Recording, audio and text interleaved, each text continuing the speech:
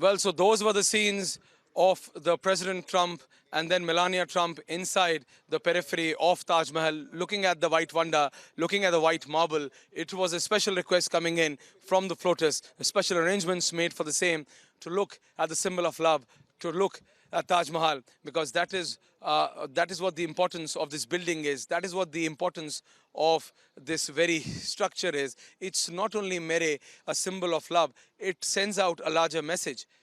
Any foreign dignitary, for that matter, when they arrive in India, they at least want one glimpse of this marvelous, magnificent structure. And that's exactly, that was the only request that was made by the First Lady when she heard that Donald Trump is going to be in India.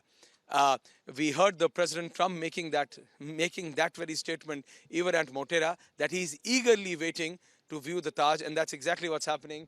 Right behind me is that street from where you are once again going to see the cavalcade of President of United States, which will be leaving within the next 15 minutes. We are being told that they are preponing. They are not going to stay for an hour. They are preponing it to 35 minutes, and that's the street from where they are going to be coming out and then directly going back to the airfield and then back to the national capital. Because right after this, it's back to politics. It's back to diplomacy.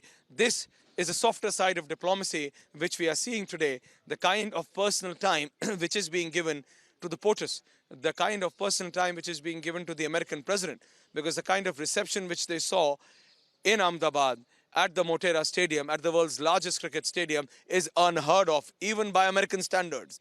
It's said that Americans live at large. It's said that the American president and this individual in his personal capacity, Donald Trump, does at large.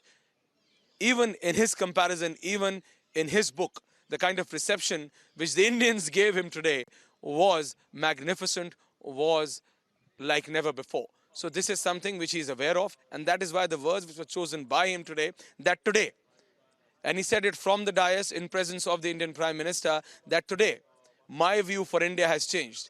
From today, India is a closer friend to me. So that is something which is as clear as it sounds. And with Donald Trump, you get what you see. And today, when they are being given personal time today, here in front of the Taj, where it's only him and the First Lady, Melania Trump, they get their personal time. They see the white wonder. They see the white structure, the white marble, which we call the Taj Mahal, which is one of the 7 wonders in the world.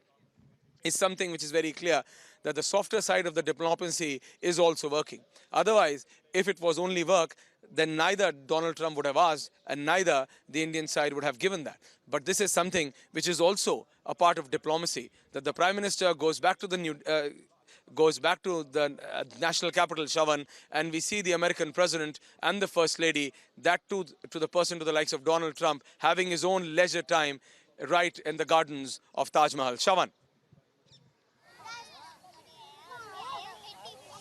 Well, staying with those images of President Trump and First Lady Melania Trump as they take a round of Taj Mahal. Remember, many a times you've seen Taj Mahal has thrown up some very memorable images of heads of state, their visit to Taj Mahal, be it the first US president coming to Taj Mahal, President Eisenhower, to Richard Nixon, then Bill Clinton, Barack Obama, and of course now you have President Trump also coming to Taj Mahal. It's always thrown up those images. It remains to be seen what exactly has President Trump written in that book. They've penned their thoughts. You've also had Melania Trump penning her thoughts after their visit at Taj Mahal. So it remains to be seen what exactly have they written.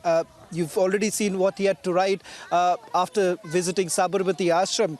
It remains to be seen what exactly would President Trump now write in that particular book, the Visitors book. That's going to be very, very interesting. So they're going to wait for a while there. We're given to understand that this is being done in 2 batches. That is, first, you have had President Trump and the First Lady. They have been taken for a guided tour. And then you have President Trump's daughter, Ivanka, and son-in-law, Jared, who would also be taking a tour of Taj Mahal. That's going to take a little bit of time. If you just simply go by the dress rehearsal that took place yesterday till about 6 o'clock is what we are told that they have planned their entire visit. So it does appear, Aishwarya, perhaps you would have President Trump and Melania Trump getting the sunset view also. The sunset timing is roughly around 6:15, so not very sure, but certainly this beautiful image, this twilight image is something that President Trump and Melania Trump are certainly going to enjoy as they take it on this guided tour of this beautiful, this marvel that everyone wants to get a glimpse of. And from here onwards, we're given to understand that around between 6 to 6:15 is the scheduled time when they basically leave from Taj Mahal and they head back to the national capital for a series of meetings also to take place. But this is very significant, a lighter and a softer diplomacy, many would say, given the fact that there are no political attachments to this visit to Taj Mahal. In the past, we have seen heads of state when they've come in, they've also been given that particular time to basically, bask in the glory, enjoy this entire moment. This particular moment has also been given to President Trump.